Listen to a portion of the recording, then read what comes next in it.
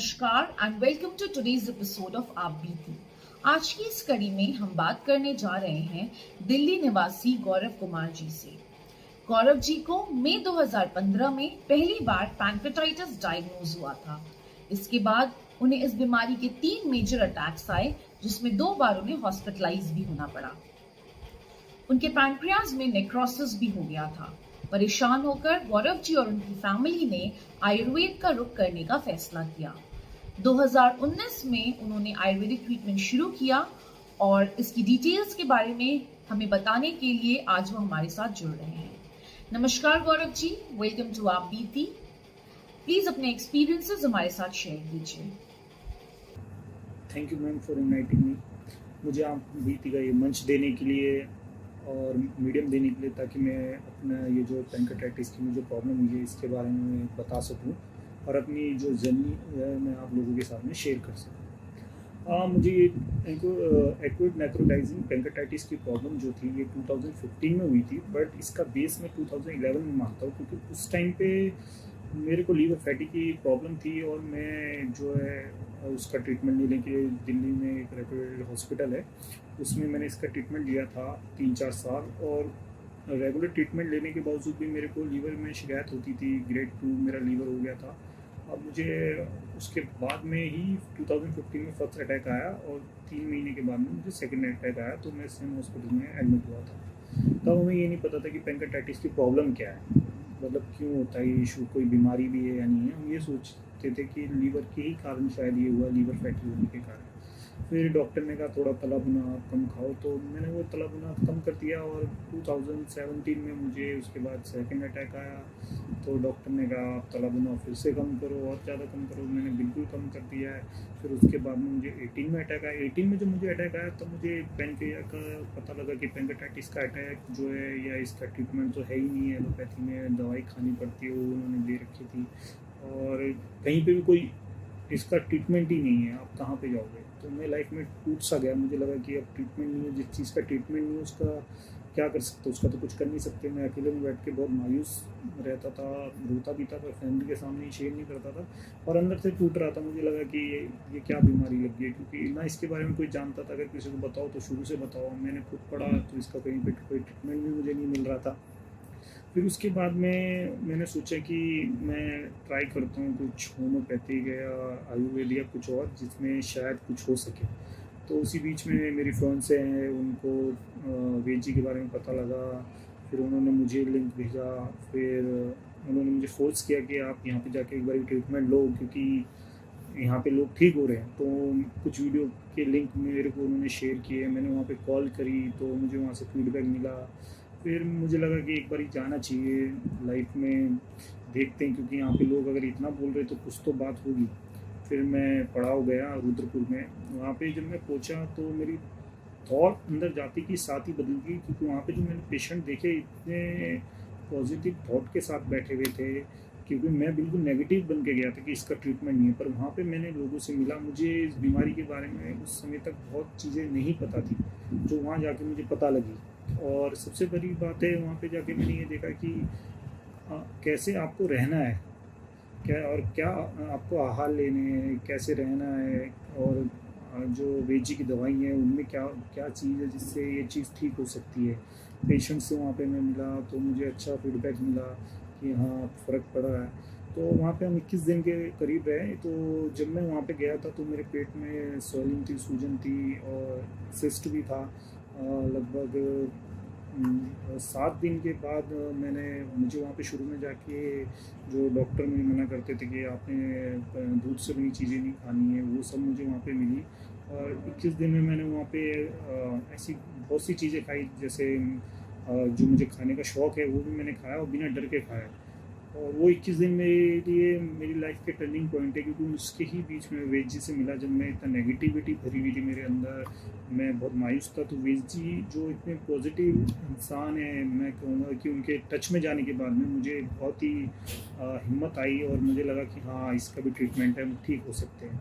तो ट्रीटमेंट लेने के बाद में 4 मंथ का मेरा बेड रेस्ट था। फिर उसके बाद में लगभग 6 महीने के बाद जब मैंने ऑफिस ज्वाइन किया तो मैंने अपना MRCP करवाया, तो मेरी रिपोर्ट एकदम ओके थी। मुझे कोई पैंक्रेटाइटिस का कुछ इशू नहीं था, कोई लीवर फैटी नहीं था, किसी भी तरीके की कोई प्रॉब्लम नहीं थी। तो जो डॉक्टर थे जो हॉस्पिटल में जहाँ से मैं पहले ट्रीटमेंट ले रहा था, उनको मैंने वो रिपोर्ट दिखाई, तो वो देख के हैरान हो गए। उन्होंने मुझसे पूछा कि आपने कहाँ से करवाया ट्रीटमेंट। उनको मैंने पूरा बताया कि ऐसे ऐसे, तो उसके बाद में सब कुछ ठीक रहा, किसी तरीके कोई इशू नहीं आया मुझे। और क्योंकि मैंने वहाँ पे जाके खाना पीना कैसे रहना है और बहुत चीज़ें मेरी समझ में आ गई थी क्या इशू होता है, तो वेद जी ने बिल्कुल कंप्लीट हमें ठीक करके भेजा। इस बीच में शिखा मैम से भी मैं बीच में हर 3-4 महीने में अपने ट्रीटमेंट को लेके या अपने इस नज़ारे को लेके जो भी था मैं कंसर्न करता रहता था। तो बहुत सही जा रहा था। इसी बीच में थोड़ा सा कोरोना आ गया और मेरी फैमिली में सबको कोविड हो गया। मैंने उस टाइम पे वेद जी से कांटेक्ट किया, तो वेद जी ने मुझे उसमें भी बहुत कहेंगे कि मेरी फैमिली में सबको कोविड था, मुझे भी था, और हमने कोई एलोपैथी मेडिसिन नहीं ली।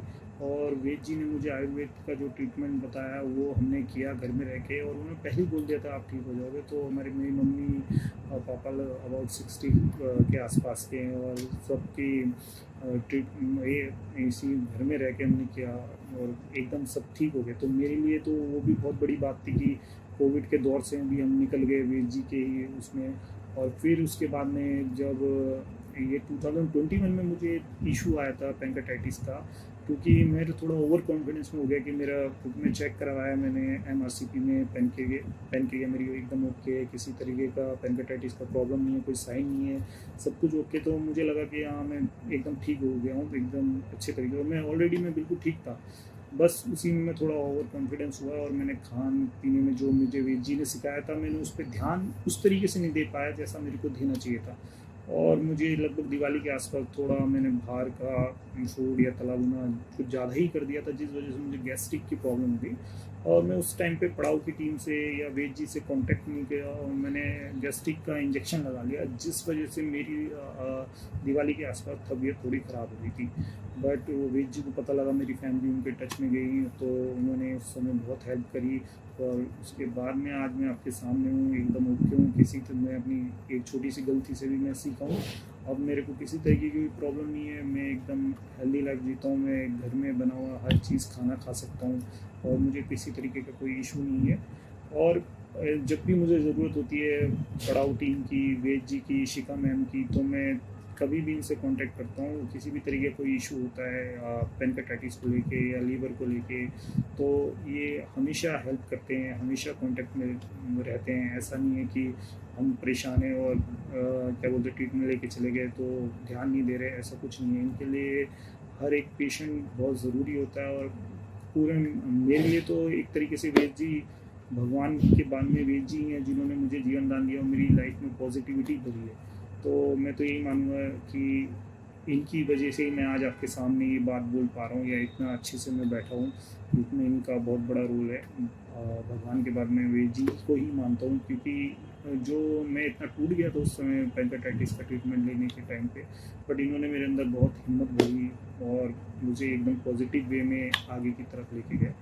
तो मेरे पर्सनल एक्सपीरियंस से तो मैं ये कहूँगा, अगर किसी को पैंक्रेटाइटिस की प्रॉब्लम है तो और लाइफ में बहुत मायूस होने की ज़रूरत नहीं है, क्योंकि पड़ाव की टीम, वेद जी, शिखा मैम हमेशा है, तो इनके पास ट्रीटमेंट है, हमें यहाँ पे जाना चाहिए। मेरी खुद की पर्सनल जर्नी नहीं है और मैं हर 3-4 महीने में शिखा मैम से मिल लेता हूँ या वेद जी की से भी मिल लेता हूँ, किसी न किसी तरीके से मैं कॉन्टैक्ट करने की कोशिश करता ही हूँ। और अगर मुझे कोई इशू कभी लगता भी है तो ये हमेशा हेल्पफुल है। आज की डेट में मुझे पैंक्रेटाइटिस का कोई इशू नहीं है और मैं एकदम हेल्दी लाइफ स्टाइल के साथ जी रहा हूँ। जो मैंने पढ़ाओ में सीखा है मैं उसी के साथ आगे बढ़ रहा हूँ और अब मैं आपके सामने हूँ। तो thanks to all Padhaao team, thanks to Shikha ma'am और special thanks to Ved ji, जिन्हों की वजह से मैं आज यहाँ पे हूँ। Thank you so much Ved ji, thank you. Thank you Gaurav ji, बहुत धन्यवाद आपका हमारे साथ जुड़ने के लिए और अपनी जर्नी के बारे में इतनी डिटेल में हमारे साथ शेयर करने के लिए।